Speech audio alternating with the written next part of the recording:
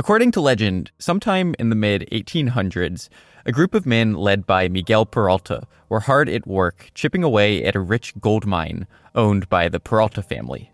The mine was located in the Superstition Mountains of Arizona, a stretch of rocky, arid desert mountains just south of the center of what is now Arizona.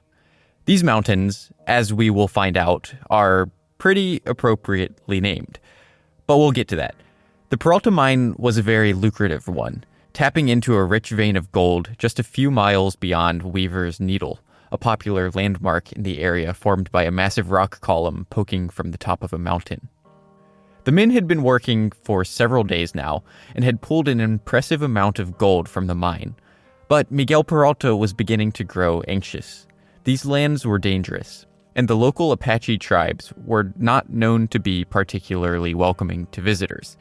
Several of their mules had already been slain by the Native Americans, and Peralta was concerned that soon the direction of the attacks would shift towards his men. After several days of heightening tensions and increasingly perilous encounters with the natives, Peralta finally decided that it was time for he and his men to get out. He hastily ordered for their camp to be packed, and before long, Peralta and his men were heading due west as quickly as their load of gold and supplies allowed them to. But as they continued on, Peralta began to notice more and more movement in the landscape around them. Rustling bushes, figures darting between rocks. Their foes were getting closer, and they were increasing in numbers. Realizing the imminent danger, Peralta ordered his men to pick up the pace. But it was too late. Finally, the Apache made their move. All at once, hundreds of arrows and lances came flying at the party of miners from what seemed like nowhere. The men and their mules tripped over rocks and each other as they stumbled their way down the mountain. Some attempted to scatter, but were quickly picked off by the expert marksmen lurking just out of sight. As he watched his men's futile attempts to flee down the mountain, Peralta came to the morbid realization that they were doomed. And in his final seconds, he managed to pull his two young sons aside and conceal them in a bush. He told them to wait there, away from the onslaught of arrows, to be silent, and not to leave the hiding spot until they were sure that the Apache had moved on. And then he returned to the fray. The boys huddled together in the bush as the slaughter continued and eventually ended. They waited, peering through the brush to ensure that their attackers were gone. And finally, when the coast was clear, they crept out and escaped, leaving behind them their dead father, all of his men, and the gold that they had died for. The boys ran, leaving the scene of the terrible slaughter as quickly as their legs would carry them. But little did they know that they would never truly be able to escape from the horrible massacre, that eventually it would be immortalized as legend, and the world would soon set out on an impassioned mission to find the mine that the boys wanted nothing but to forget.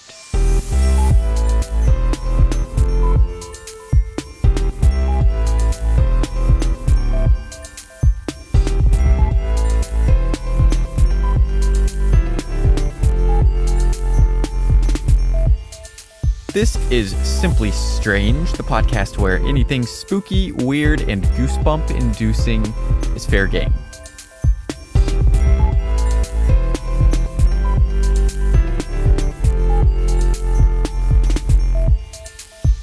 Hello there, everyone.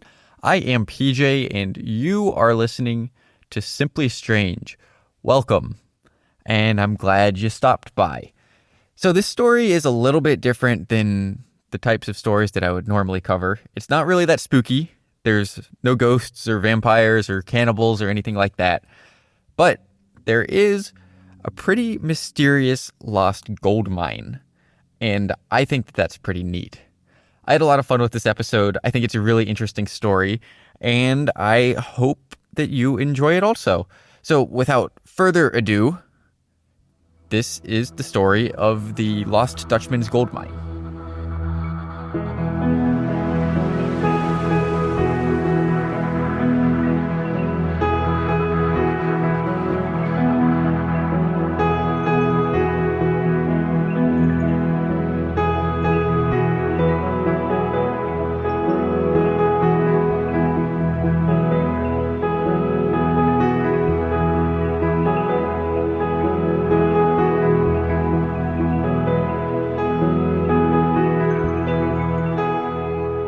In the late 1880s, an old man lived in a little adobe hut on the eastern outskirts of a small western town, known as Phoenix, Arizona.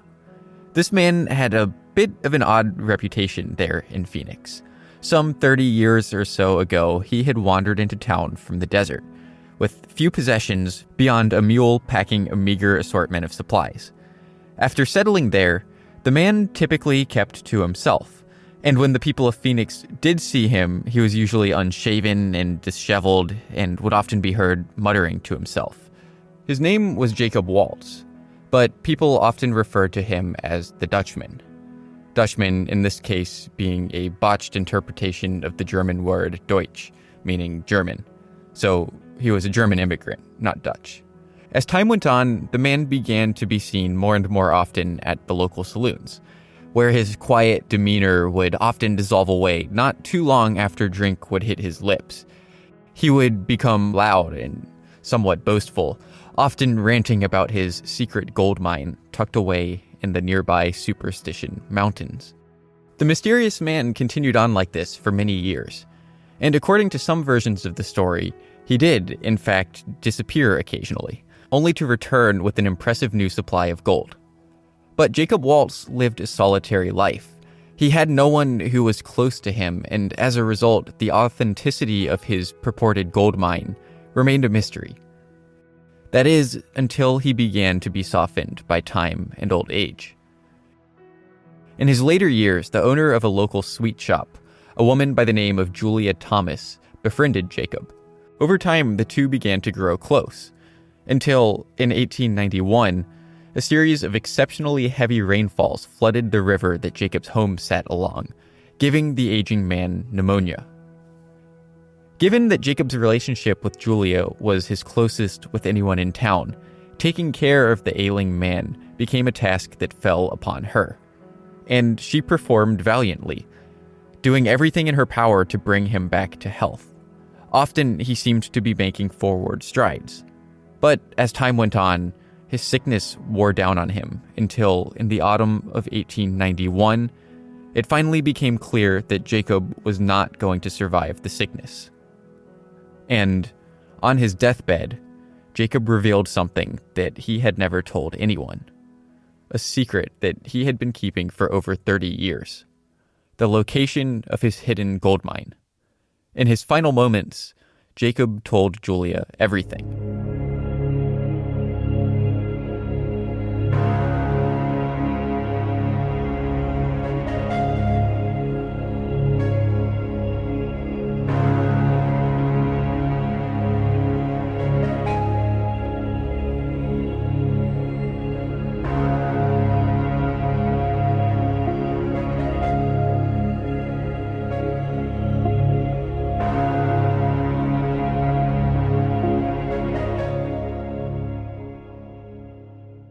As the story goes, one evening in the early 1860s, Jacob Waltz and his friend Jacob Weiser, a fellow German, were in a small watering hole in Sonora, Mexico, watching a card game being played by some locals. Suddenly, a fight broke out between the dealer and one of the patrons. The patron stood up, knocking his chair to the floor, and accused the dealer of rigging the game. A small skirmish broke out that ended when the dealer whipped his pistol out of its holster, and suddenly the indignant gambler found himself staring down the barrel of the dealer's Derringer. The two Germans had been watching the game from the sidelines, and they could see that his accuser was correct. The dealer had been rigging the game, so they leapt to the man's aid. Jacob Waltz pistol whipped the dealer, dispatching him immediately, and together Jacob Waltz and Jacob Weiser helped the man out of the cantina and to his nearby home. The man, as it turns out, had sustained some minor injuries during the fray, so Waltz and Weiser stuck around for the next couple of days to help patch him up. Eventually, the Mexican man's wound healed, and he wished to repay the Germans, but he had little to give them from a monetary standpoint. However, something that he did have was a mine. He told the two men a story of a mine that his family used to run, far away to the north, in Arizona's Superstition mountains.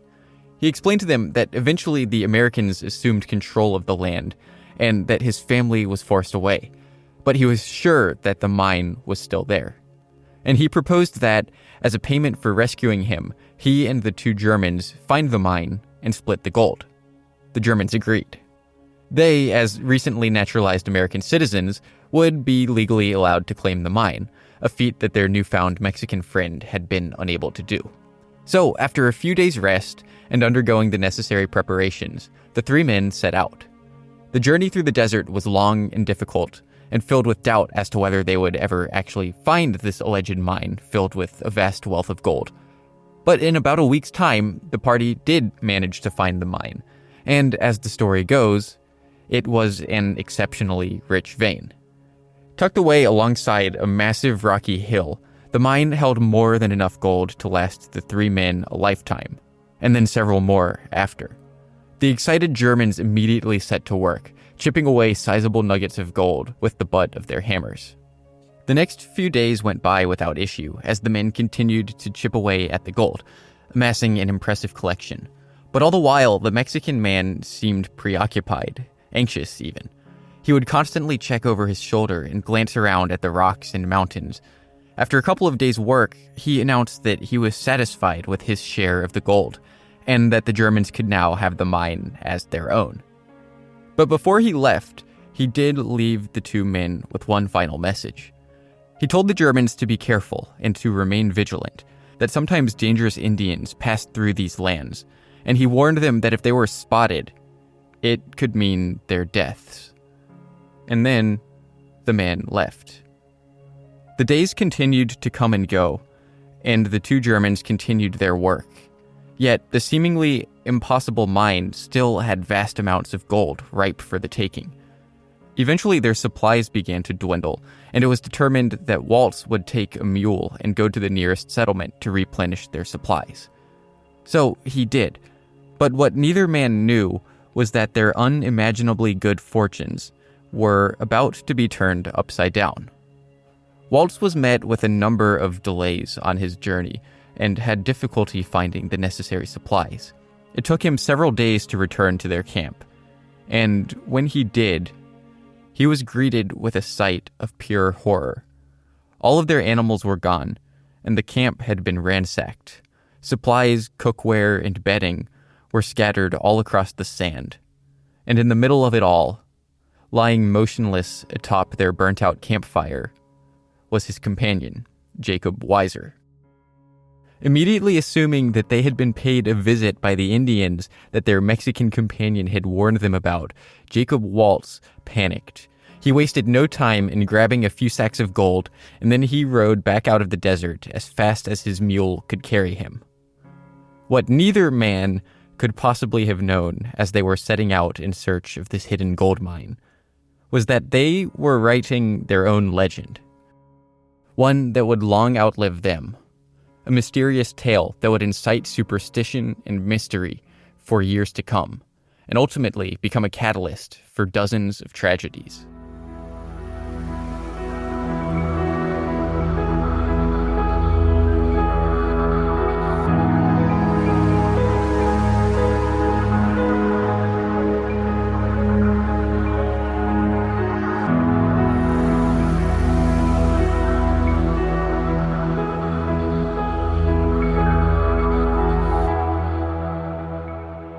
Now, to be fair, much of the story of Jacob Waltz is conjecture.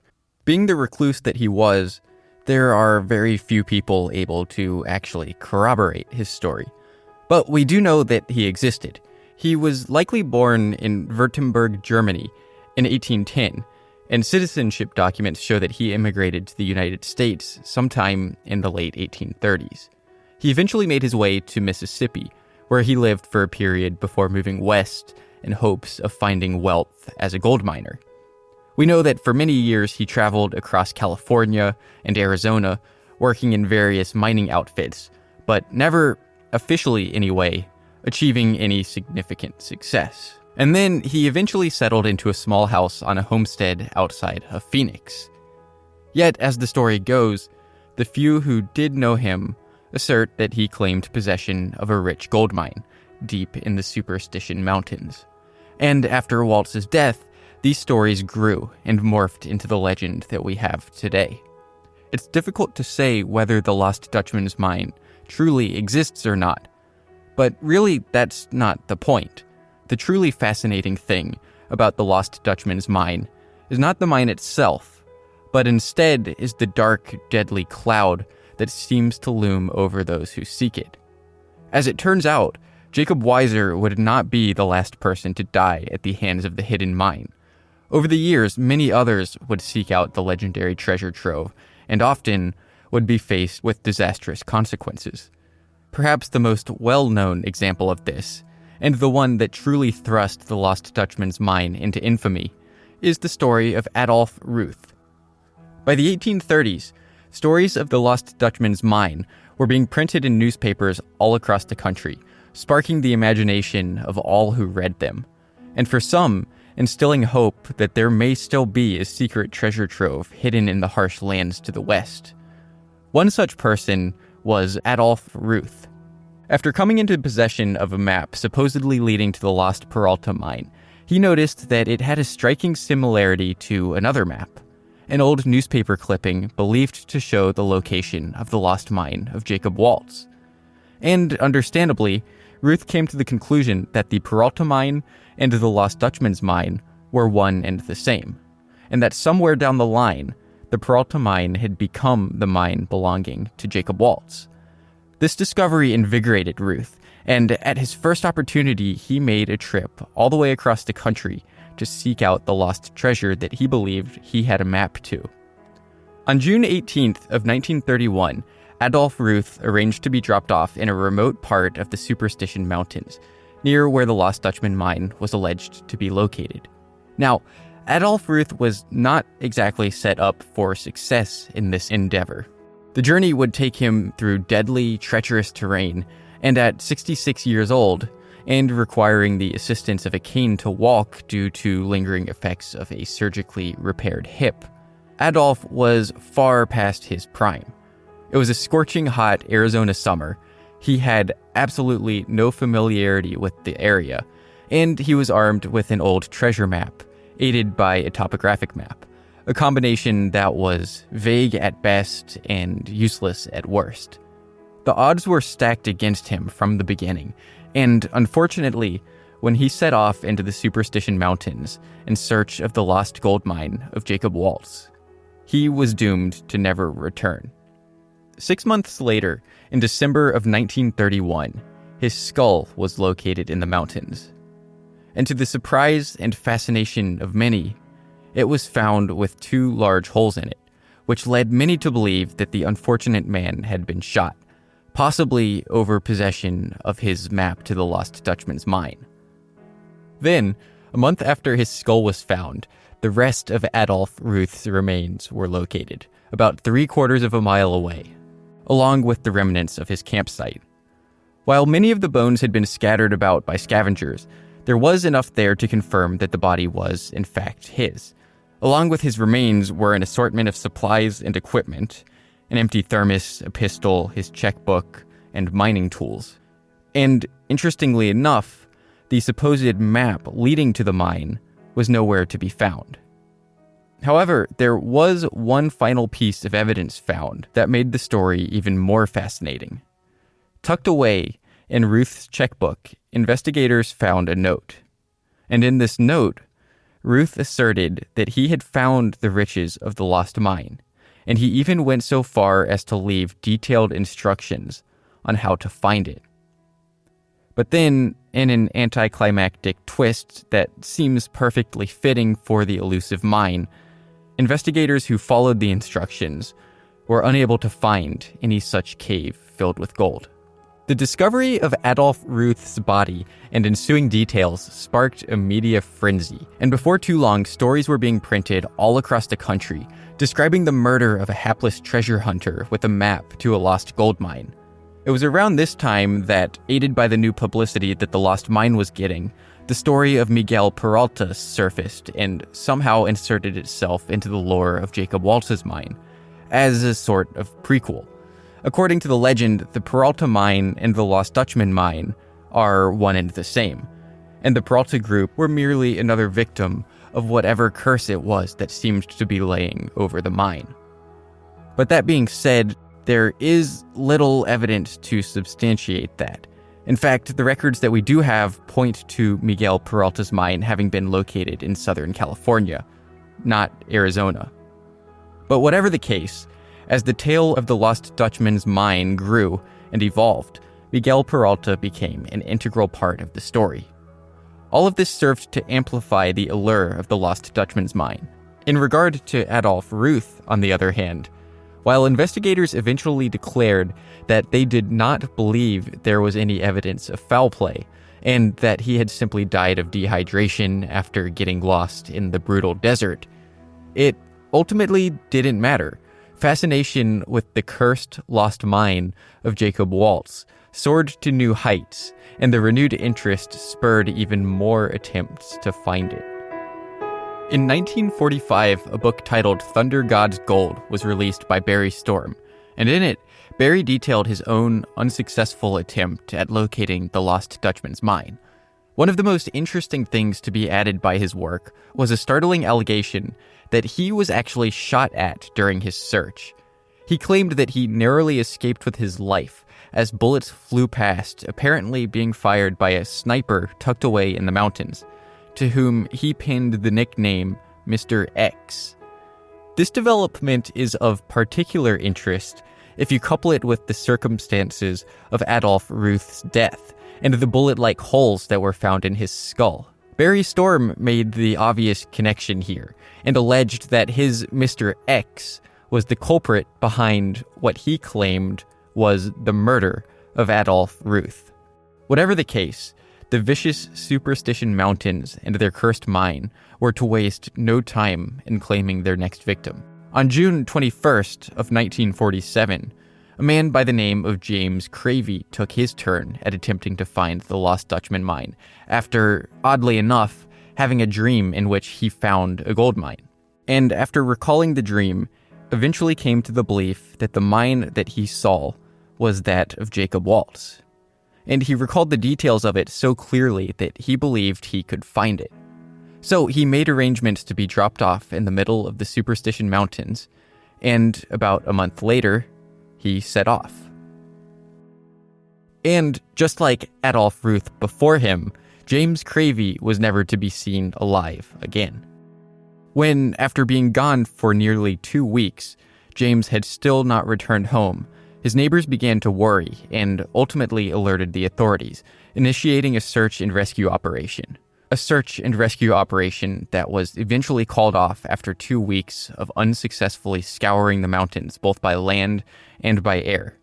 It wasn't until 7 months later, in February of 1948, that the missing treasure hunter's body was eventually found, about a mile southeast of Weaver's Needle. Strangely, while his skeleton was found, his skull, on the other hand, was not. In late 1961, another notable attempt was made to find the Lost Dutchman's mine, this time by George Mueller. And this time around, things went a little bit differently. George set out on his own and returned not too long after, boasting to his friends in the Phoenix area that he had found the treasure. And he set to work organizing a group to join him in returning to the lost mine in order to collect the gold, which he said was near Weaver's Needle. However, in a turn of events that is all too familiar throughout the history of the Lost Dutchman's mine, less than 2 weeks later, on January 1st, 1962, George Mueller died of a heart attack, and the location of the mine was once again lost. Despite the inherent danger of the barren landscape and the bizarre deadly curse that seems to smother anyone who seeks out the Lost Dutchman's mine, it has continued to inspire ambitious explorers and treasure hunters, even into the 21st century. In 2009, Jesse Capon of Denver, Colorado disappeared while searching for the lost mine, and his body was not found until 3 years later, in November of 2012. In 2010, a group of 3 would-be miners disappeared while hunting for the mine, and they too were found dead some 6 months later. The Lost Dutchman's gold mine has been a source of continuous fascination ever since it forced its way into the public eye in the 1930s. whether the deaths that it always seems to leave in its wake truly are the result of a curse lying over the mysterious mine, or are just the result of bad luck, inexperience, and harsh conditions. One thing is certain. The lost Dutchman's gold mine has made a tremendous impact on the region and has captured the hearts and minds of countless people. As for whether or not the mine truly exists, as long as the story persists, people will continue to seek it out. But it seems that the Superstition Mountains are endlessly effective at hiding their secrets, and I see no reason why anything would change now.